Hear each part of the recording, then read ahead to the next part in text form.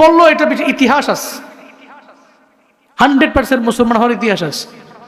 এখানে একটা সময় এমন ছিল যে পুরো মালদ্বীপের মধ্যে কোনো হিন্দু, কোনো খ্রিস্টান, কোনো বৌদ্ধ ছাড়া একটা মুসলিমও মালদ্বীপের মধ্যে খুঁজে পাওয়া যাইতো না। সব ছিল হিন্দু, খ্রিস্টান, বৌদ্ধ, সব এগুলাই ছিল। তো মালদ্বীপ তো Indian Oshane, Sri Lanka Maldives Indian Oshane. তো ইন্ডিয়ান ওশানটা পার হইলেই তো ওদিকে আরব সাগর, এদিকে ওমান, বাহরাইন, দুবাই। তা আরব বণিকদের সাথে সম্পর্ক ছিল মালদ্বীপের, বণিকদের সাথে ব্যবসার কাজে জড়িত ছিল মালদ্বীপের লোকেরা, আসা যাওয়া করত। হঠাৎ করে একদিন একটা আরব বণিক মালদ্বীপের মধ্যে আসলো ব্যবসার কাজের জন্য। মালদ্বীপের মধ্যে আসার পরে তাকায় দেখে মালদ্বীপের মধ্যে যত লোক আছে সব লোকদের মনটা বিষণ্ণতার ছাপ দেখা যায় এদের চেহারার মধ্যে। এদের মনটা বড় মলিন। কিরে, চেহারার মধ্যে কেন চিন্তার ছাপ দেখা যায়? চিন্তার ছাপ কেন দেখা যায়? আরব বণিক তো অবাক হয়ে গেল, ব্যবসা করার জন্য আমি এনে আইলাম, কিন্তু এদের প্রত্যেকের চেহারার মধ্যে চিন্তার ছাপ দেখা যায়। এটা বলার পরে সঙ্গে সঙ্গে আরব বণিকরা কয়, আমরা তো মালদ্বীপের মধ্যে বসবাস করি ইন্ডিয়ান ওশানে, প্রতি বছর বছর একটা কন্যা আমাদের দেওয়া লাগে, দানব ওই সমুদ্রের নিচ থেকে ওইটা এসে ওই কন্যার রক্ত পান কইরা এর পরে চলে যায়। প্রতি বছর একটা মেয়ে দিই, একটা ঘর বানাইছি, ঘরের মধ্যে কন্যারে দেই, ওই কন্যারে দিয়ে আসলে সকালবেলা গিয়া পাই না, রক্ত পান কইরা মাইরা চলে যায় দানব। প্রতি বছর বছর দেওয়া লাগে, কিন্তু এবার তো লটারির মধ্যে নাম আইছে আমগো যে রাজা, ওই রাজার কন্যা, ওই রাজার কন্যারে ওই জায়গার মধ্যে দিয়ে আসা লাগবে। এই জন্য আমাদের চেহারাটা মলিন, আমাদের বিষণ্ণতার ছাপ চেহারার মধ্যে, বডির মধ্যে তুমি পাইছ। আমাদের মনের মধ্যে চিন্তা এভাবেই যদি চলতে থাকে, এই সমস্যার কি জমিনের মধ্যে কোনো সমাধান নাই।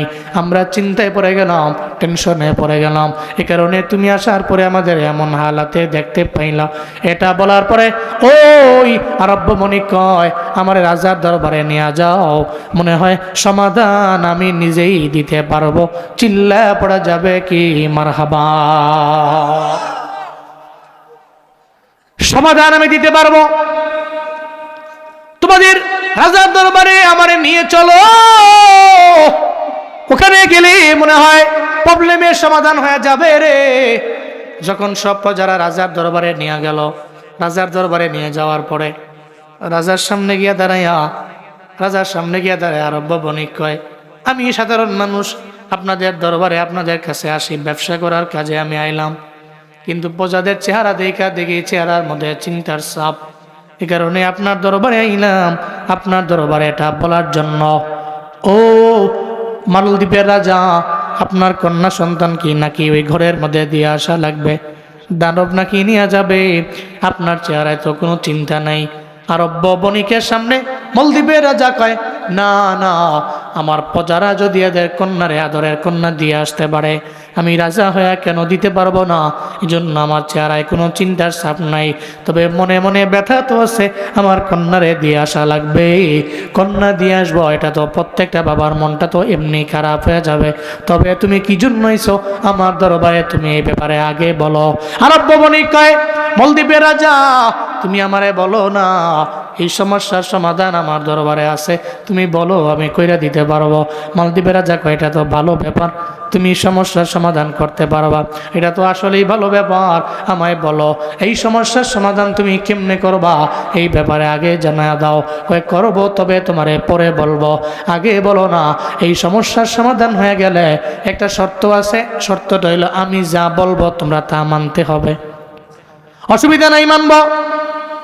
এত বড় সমস্যা সমাধান যদি তোমার হাতে থাকে রে, তাহলে তুমি যা বলবা তাই আমরা মানব, তুমি যা বলবা তাই আমরা সাদরে গ্রহণ করে নিব।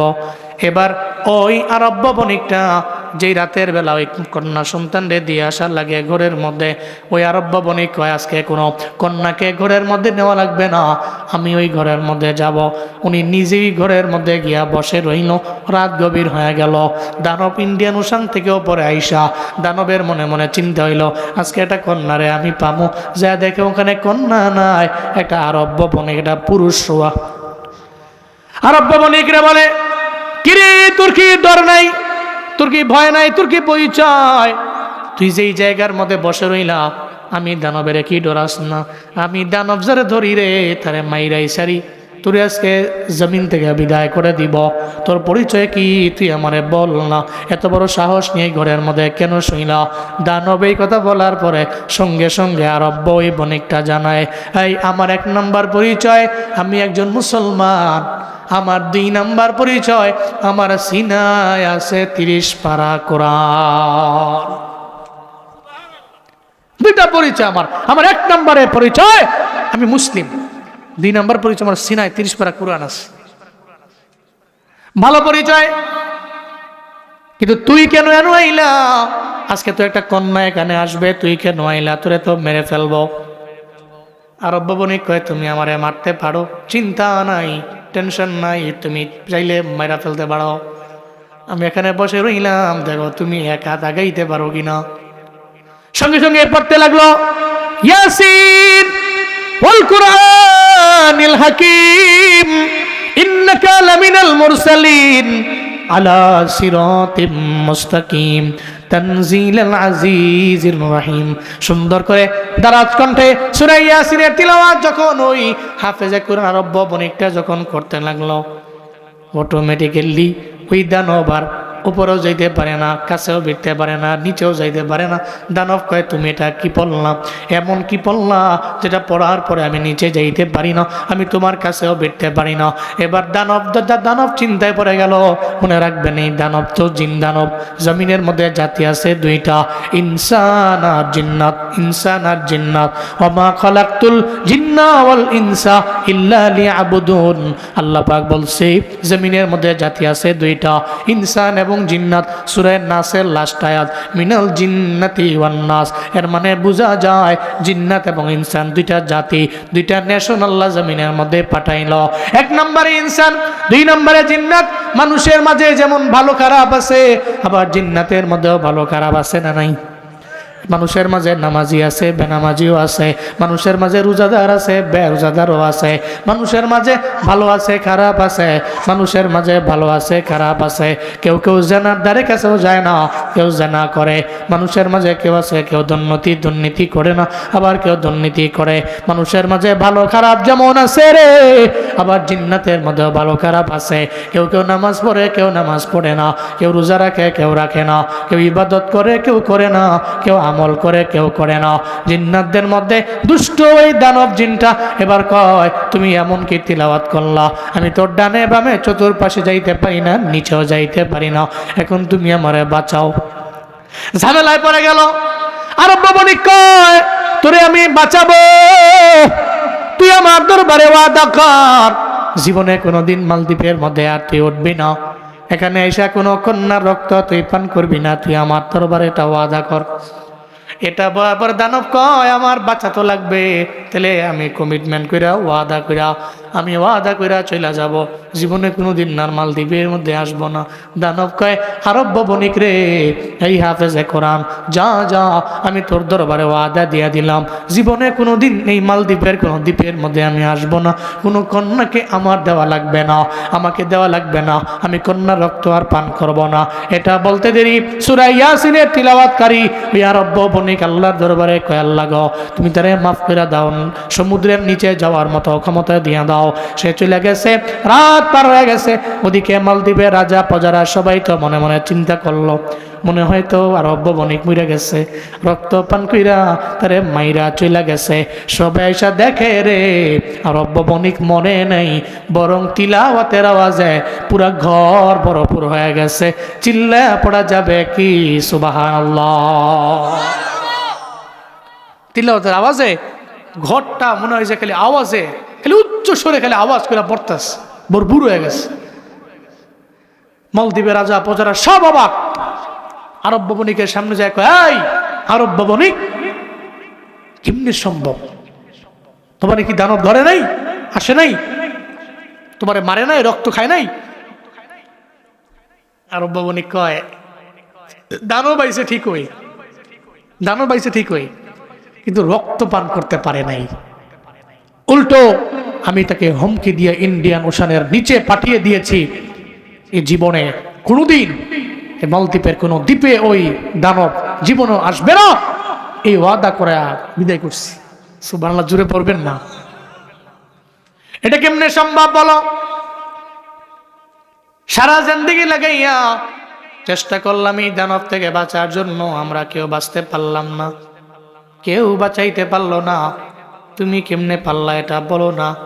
এটা বলার পরে ওই আরব ভবনী কয়, এটা তো আমার কামালিয়াত না, এটা আমার অর্জন না, এটা তো আমার ব্যক্তিগত সফলতা না, এটা রবের কোরআনের পাওয়ার, আল্লাহর কোরআনের তিলাওয়াতের পরে দানব চলে গেছে, দানব চলে গেছে, দানব চলে গেছে। এটা বলার পরে কয়, কোরআনটা আবার কেমন কি?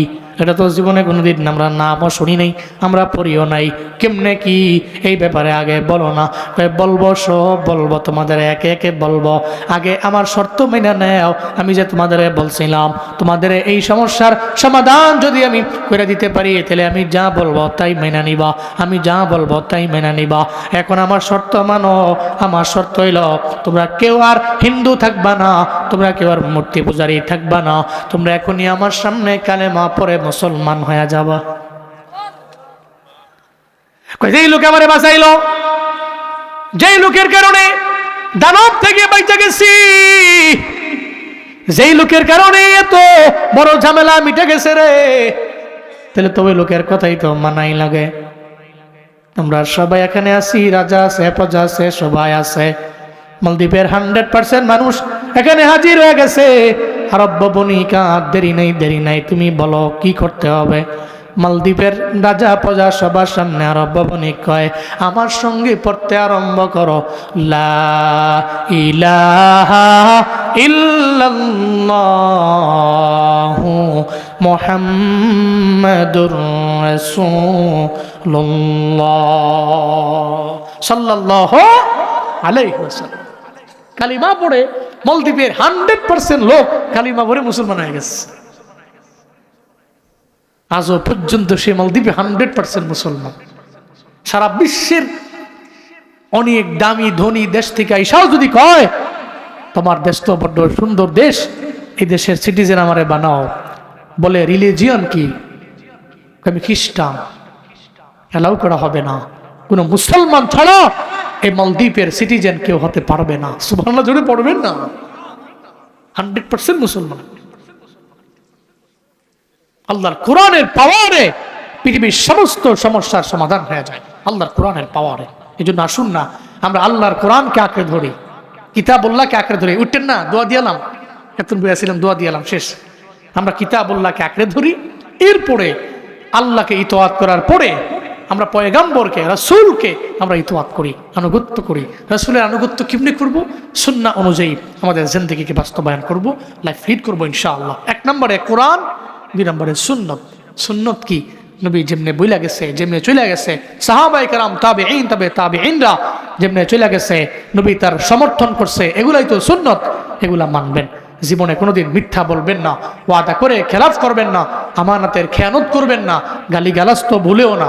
আপনার শত্রু দুশ্মন হইলেও এরা গালি দিবেন না। আব্বা আমার নাম তুইলা গালিগালাজ করা, এগুলো করা যাবে না। অন্তত পক্ষে আপনার জীবনটাকে এমনি সাজাবেন নবীর ইতোয়াত দিয়া, আনুগত্য দিয়া। আপনি কবরে যাওয়ার পরে সবাই যাতে বলে লোকটা কেমন ছিল, জানা যায় বলে লোকটা ভালো ছিল। এমন একটা জীবন চান না ইনশাআল্লাহ? এই জীবনের জন্য নবীর ইতোয়াত জরুরি, আনুগত্য জরুরি, ইত্তেবা জরুরি, অনুসরণ অনুকরণ জরুরি। আল্লাহ আমাদের সবাইকে কবুল করেন। আল্লাহ আমাদের সবাইকে আল্লাহর ইতোয়াত আর 2 নম্বর রাসূলের ইতোয়াত, পয়গম্বরের ইতোয়াত কইরা কবরে যাওয়ার তৌফিক দান করেন। সকলেই জোরে পড়েন আমিন, আরো জোরে পড়েন আমিন। প্রচন্ড ঠান্ডায় অনেক প্রাণীদের বড্ড কষ্ট হচ্ছে, আল্লাহর বহু সৃষ্টির বহুত কষ্ট হচ্ছে।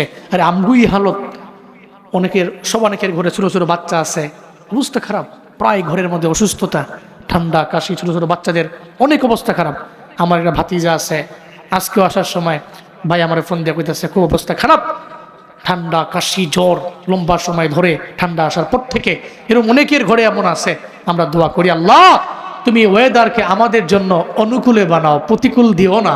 চিল্লায় পড়ে না আমিন।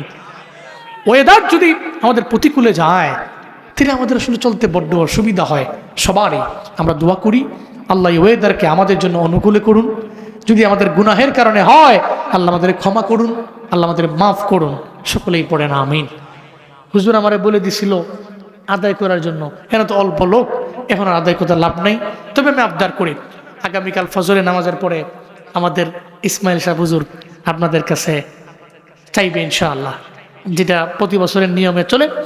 ফজরের নামাজের পরে দোয়া হবে, এরপরে কালেকশন হবে। আপনাদের যা আছে এলাকার কালেকশনে এই মাদ্রাসার জন্য। ভাদুয়াপাড়া মাদ্রাসা আপনার মাদ্রাসা, তাই না? এটা আপনাদের মাদ্রাসা, আপনার গ্রামের প্রতিষ্ঠান, আপনার প্রতিষ্ঠান, নাম করা প্রতিষ্ঠান, বহুত আগের প্রতিষ্ঠান। এই প্রতিষ্ঠান তো এতটুকু আসছে আপনাদের অবদানের কারণেই। আপনারা দেখছেন, আপনারা খোঁজখবর রাখছেন বলেই তো ভাদুয়াপাড়ার আজকের এই মাদ্রাসা।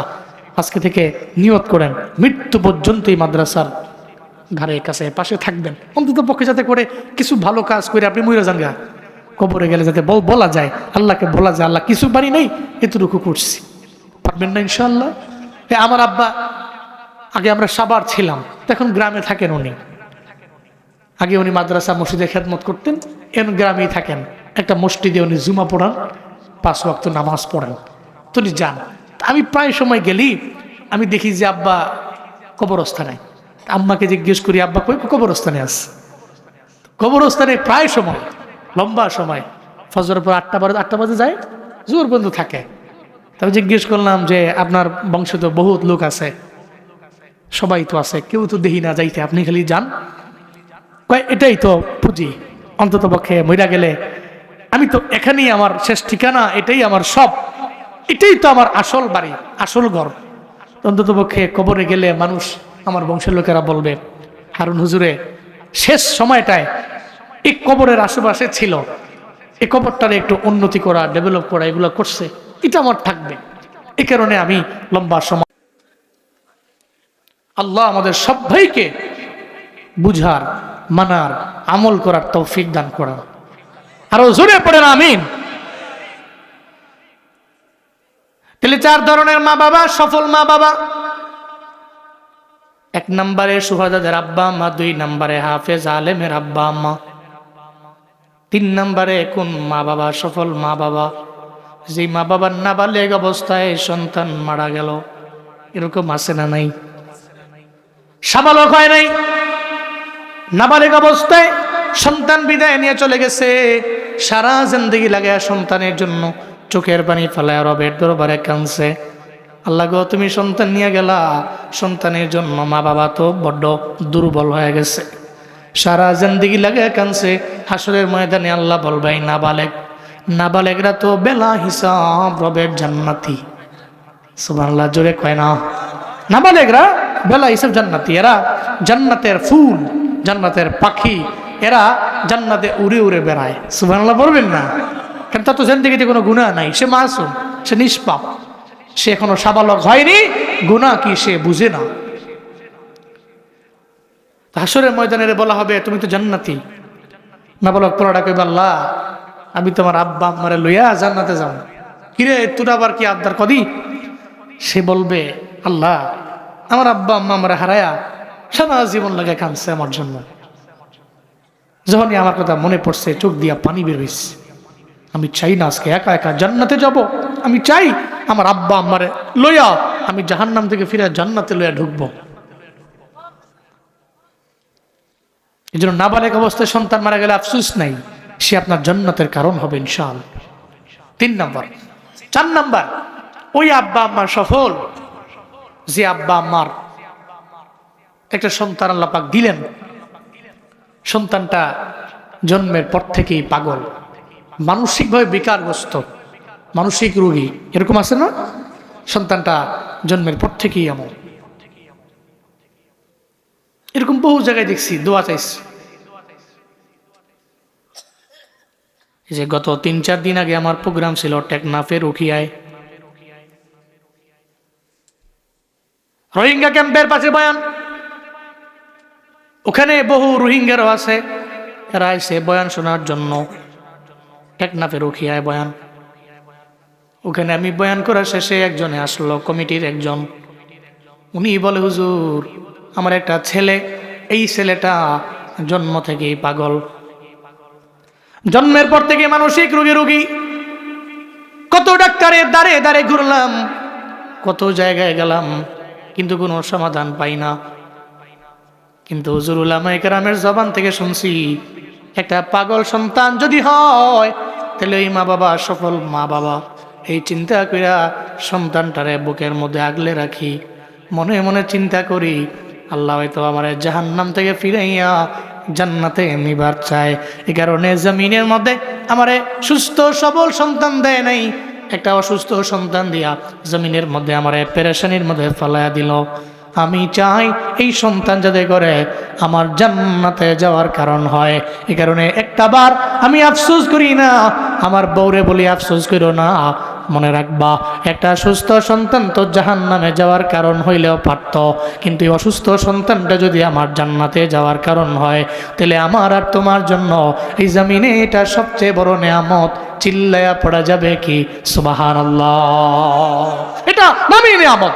হাজারো সুস্থ অবৈধ অভদ্র সন্তানের চাইতে ও তো আমার কাছে বড্ড দামি। বহু ছেলে আছে, আব্বা আম্মা কইছে তুই ডানে যাও, এ বাইরে গেছে গা, কইছে ফু তেন যাইস না, তোর তোর আবদার করি ফু যাইস না, যেন দানা এনে কুড়াল লাগাই দিস। এরকম আছে না নাই? অবাধ্য সন্তান, আব্বা আমার কথা শুনে না, খেদমত করে না, আব্বা আমার ধারে কাছে আসে না, খালি বেয়াদবি করে, গালিগালাজ করে। এরকম অবাধ্য সন্তান নাই? আচ্ছা, তো উনি বলে হুজুর এরকম হাজারো অবাধ্য সন্তানের চাইতে একটা পাগল সন্তান আমার ভালো। আমি আল্লাহর কাছে বলছি আল্লাহ যাতে এটা আমার জান্নাতে যাওয়ার কারণ হয়। আসরের ময়দানে ওই পাগলরে বলবে, এই পাগল মনে রাখবেন মায়ের গর্ভ থেকে যে সন্তান আসলো কিন্তু পাগল, হাসরের ময়দানে এদের কোনো হিসাব নাই, ডাইরেক্ট জান্নাত, কোনো হিসাব নাই। আল্লাহ বলবে আমি আল্লাহ তোরে মানসিক রোগী বানাইলাম জমিনের মধ্যে, তুই তো কিছু বুঝতে না, তুই টাকা চিনতি না, বাড়ি চিনতি না, গাড়ি চিনতি না, কিচ্ছু চিনতি না, তুই গুনাহ বুঝতি না, সওয়াব বুঝতি না, আমি আল্লাহ তোরে এমন ভাবেই বানাইলাম। ও পাগল তুই জান্নাতের মধ্যে যাও। পাগলরে বলার পরে পাগল বলবে আল্লাহ আমি একা যাইবার চাই না। কিরে তোর কি কথা আছে? আমার কথা হলো আমার আব্বা আম্মারে জান্নাতে দাও। আল্লাহু আকবার। কিরে তোর আব্বা আম্মারে তুই কেন জান্নাতে নিবার চাস? সে বলবে আমার আব্বা আম্মারে জাহান্নাম থেকে ফিরে জান্নাতে নিবার চাই। কেন জানেন? সারা জিন্দেগি লাগাইয়া 50 বছর লাগাই আমার মা বাবায় আমি পাগল, এরপরেও তো আমার একটা বারের জন্য আমারে ধমক দিয়া আমারে মাইরা ফেলে নাই। আমার মা বাবা আমার জন্য এত পরিমাণে কষ্ট করলো। 50 বছর আমি জমিনের মধ্যে ছিলাম, কত জায়গায় দাওয়াত খাওয়ার জন্য আমার মা বাবাই গেল, আমারে কোলে করে নিয়ে গেছে। এরপর ওখানে যাওয়ার পরে সবাই বলছে এটা তোমার কি হয়? একটা বারের জন্য বলে না। আমার পরিচয় দিছে সুন্দর কইরা, এটা আমার ছেলে হয়। আল্লাহ তারে মানসিক রোগী বানাইছে। কত জায়গায় হ্যারাসমেন্টের শিকার হয়ে গেছে, কত জায়গায় লাঞ্ছিত হয়েছে আমার জন্য, কত জায়গায় কত কথা শুনছে মানুষের জবান থেকে। এরপরও আমারে ছেলে বলে পরিচয় দিছে, আমারে মেরে ফেলে নাই। আমার আব্বা আম্মায় টানা 50 বছর 60 বছর লাগাইয়া যেই মা বাবা আমার লালন পালন করলো, আজকে একা একা জান্নাতের মধ্যে যেতে পারবো না। কি বলতে চাও? কই মা বাবারে নিয়ে জান্নাতের মধ্যে যাব। আল্লাহ বলবে যাও যাও, এই পাগলের আব্বা আম্মা তোমাদের জাহান্নাম থেকে ফিরাইয়া তোমার আব্বা আম্মারে ফিরাও, ফিরাইয়া জান্নাতের মধ্যে এই মুহূর্তে নিয়ে যাও। তবে জন্ম থেকে পাগল এরম পাগল পোলা, আবার এটা মনে করেন না আমার সমাজে বহুত পাগল আছে, হুদেই পাগল এরকম আছে না নাই? দেখবেন যে 1-1.5 মাস বাইট নাই। কিরে দিদি বাইট টাইট নাই কি, কোনো কামড় টামে গেছে? কয় না। কই জানি গেছে। 1-1.5 মাস 2 মাস পরে আইয়াতে মুষ্টুষ্টি কাটছে না, দাড়িডিও কাটছে না, চুলডিও কাটছে না, তো সবটি বড় টড়ো হয়ে গেছে। হাতে চুলডি ঘুরান মারে ডুরান মারে, কি করে না করে। তো একজন জিজ্ঞাসা কি তুমি এরম করো কে রে? পাগল। কি পাগল? চলো পাগল আমি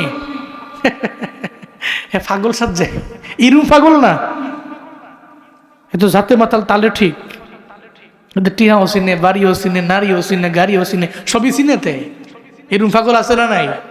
দুষ্টু পাগল হলো মনে করেন যে বুয়া, এরকম আছে না নাই? এরপরে দেখবেন এই পাগলও কয়দিন পরে 1.5-2 মাস 3 মাস 4 মাস 5 মাস পরে ঘুরে গাড়ে এতে মরে গেছে।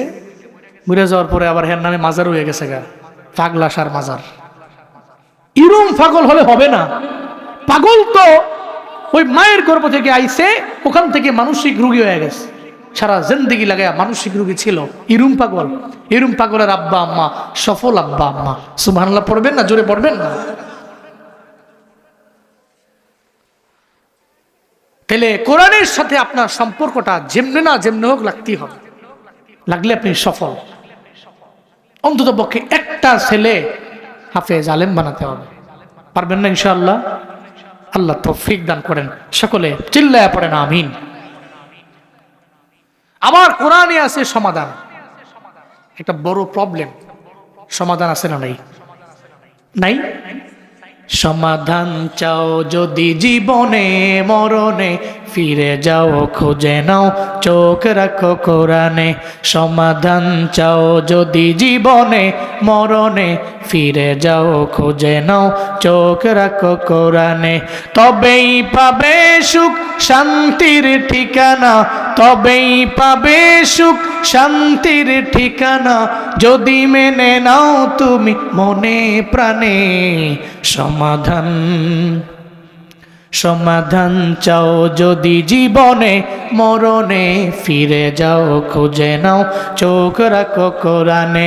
সমাধান চাও যদি জীবনে মরণে, ফিরে যাও খুঁজে নাও চোখ রাখো কোরআনে। এ বাণী সকলের নয় শুধু মুমিনের, যারাই চলবে মেনে ফল পাবে কোরআনের। এ বাণী সকলের নয় শুধু মুমিনের, যারাই চলবে মেনে ফল পাবে কোরআনের। এই দুনিয়া আর সেই দুনিয়া, এই দুনিয়া আর সেই দুনিয়া, শান্তি পাবে তুমি দোজাহানে। সমাধান সমাধান চাও যদি জীবনে মরণে, ফিরে যাও খুঁজে নাও চোখ রাখো কোরআনে। সমাধান চাও যদি জীবনে মরণে, ফিরে যাও খুঁজে নাও চোখ রাখো কোরআনে। তবেই পাবে সুখ শান্তির ঠিকানা, তবেই পাবে সুখ শান্তির ঠিকানা, যদি মেনে নাও তুমি মনে প্রাণে। সমাধান সমাধান চাও যদি জীবনে মরণে, ফিরে যাও খুঁজে নাও চোখ রাখো কোরআনে। সমাধান চাও যদি জীবনে মরণে, ফিরে যাও খুঁজে নাও চোখ রাখো কোরআনে। সব সমস্যার সমাধান কোরআনে আছে না নাই? যেমন আছে না নাই? কিন্তু আমরা কোরআনকে সম্মান করি কেমনে জানি? ওই যে বাংলা অঙ্ক বই নিচে রাখছি, কোরআন রাখছি উপরে, এতটুকুই মনে করি এনাফ। আমরা এতটুকুই যথেষ্ট মনে করি। কিন্তু কোরআন দিয়া যে আমি আমার সমস্ত প্রবলেমের সলভ করতে হবে, সমস্যার সমাধান করতে হবে, এই চিন্তা আমার নাই। পৃথিবীতে একটা সুন্দর রাষ্ট্র আছে মালদ্বীপ, নাম শুনছেন না? আপনাদের এলাকার মধ্যে হয়তো অনেকে থাকতে পারে প্রবাস মালদ্বীপে। আজ থেকে 4-5 মাস আগে আমরা মালদ্বীপে গিয়েছিলাম, আমি আর কারি আবু রায়হান সহ মালদ্বীপে। তো মালদ্বীপে যাওয়ার পরে ওখানে আমাকে মালদ্বীপের বিষয়ে কিছু কথাবার্তা বলল। মালদ্বীপ কিন্তু বড্ড সুন্দর দেশ। এই পৃথিবীতে যত সুন্দর দেশ আছে অন্যতম, এর মাঝে মালদ্বীপটাকে আমার কাছে মনে হয়েছে 1 অথবা 2 নম্বরে রাখা যায়। আল্লাহ পাক এত সৌন্দর্য দিচ্ছে, সব দ্বীপ তো ওখানে যাওয়ার পরে বলল, হুজুর মালদ্বীপটা তো এমন, এখানে 100% মুসলমান, 100%, 1%ও অন্য কোনো ধর্মাবলম্বী নাই, 100% মুসলমান পুরো মালদ্বীপে।